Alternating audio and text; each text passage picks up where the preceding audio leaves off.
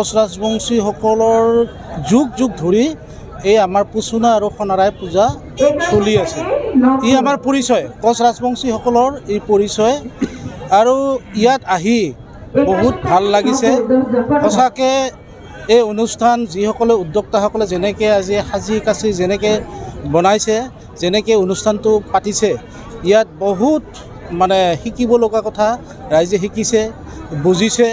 আৰু নিশ্চয় এই কথাখিনি আমি বিশ্ব দৰবাৰত এতিয়া সোণাৰাই পূজা এইখিনি হ'ল আমাৰ একদম কৃষিজীৱী মানুহসকলে এই পূজাটো কৰিছিল আৰু পুচুনা কৃষিজীৱীসকলে কৰিছিল। সোণাৰাই পূজাটোৱে আচলতে আগত গোটেই জংঘল চাৰিওফালে খেতি পথাৰ মাত্ৰই নহয়, চাৰিওফালে জংঘলেৰে আৱৰি আছিল।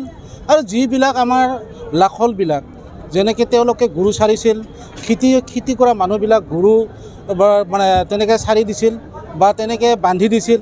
ঠিক তেনেকৈ মানে আমাৰ বাঘবিলাকে আহি এই গৰুবিলাক খাইছিল, মানুহক আক্ৰমণ কৰিছিল। যাৰ কাৰণে আমাৰ মানুহবিলাকে তেতিয়া এই পূজাটো আৰম্ভ কৰিছিল, এই সোণাৰাই পূজা দিছিল।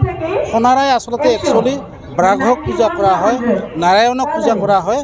যাৰ কাৰণে এই পূজাটো আমাৰ আজিৰ কথা নহয়, এইটো যুগ যুগ ধৰি কোচ ৰাজবংশীসকলৰ এইটো পৰম্পৰা এক অনুষ্ঠান। আৰু পুচুনা অনুষ্ঠানটো এই পৰম্পৰা আমাৰ যেনেকৈ এই মকৰ সংক্ৰান্তি আমাৰ যি পুচ মাহৰ শেষৰ আৰু যিটো আমাৰ মাঘ মাহৰ প্ৰথম এই মাজৰ দিনটোৱে আচলতে মকৰ সংক্ৰান্তি। এই মকৰ সংক্ৰান্তিৰ সময়তে এই অনুষ্ঠানটো হোৱাৰ কাৰণে এই দিনটোক আমি পবিত্ৰ দিন হিচাপে পালন কৰোঁ। আৰু সিদিনাখন আমি স্নান কৰোঁ, তাৰপিছত আমি মেজি জ্বলাওঁ। ঠিক আচলতে আমাৰ মেজি শব্দটো কোচ ৰাজবংশীসকলৰ শব্দ নহয়, আমাৰ শব্দটো হ'ল ভেলাঘৰ। এইটোৱে আচলতে আমাৰ এই পৰম্পৰাভাৱে চলি আছে। আৰু এই জনগোষ্ঠীয়ে এই অনুষ্ঠান, এই সোণাৰাই পূজা আৰু পুচুনা অনুষ্ঠান আমাৰ কাৰণে আপোনো আপোন, অতিকৈ আপোন। ইয়াত আমাৰ হাড়ে হিমুজিয়ে লাগি থকা। আৰু আমি বিশ্ব দৰবাৰত এই এটা মেছেজ দিব বিচাৰিছে। আৰু আমাৰ উদ্যোক্তাসকলে যি কষ্ট কৰিছে তাৰ কাৰণে আমি তেখেতসকলক ধন্যবাদ জ্ঞাপন কৰিছোঁ। আৰু মই ইয়াত আহি অতিকৈ বহুত আনন্দিত হৈছোঁ যে আমি আমাৰ পৰম্পৰা ৰক্ষা আমি কৰিব পাৰিছোঁ। Thank U.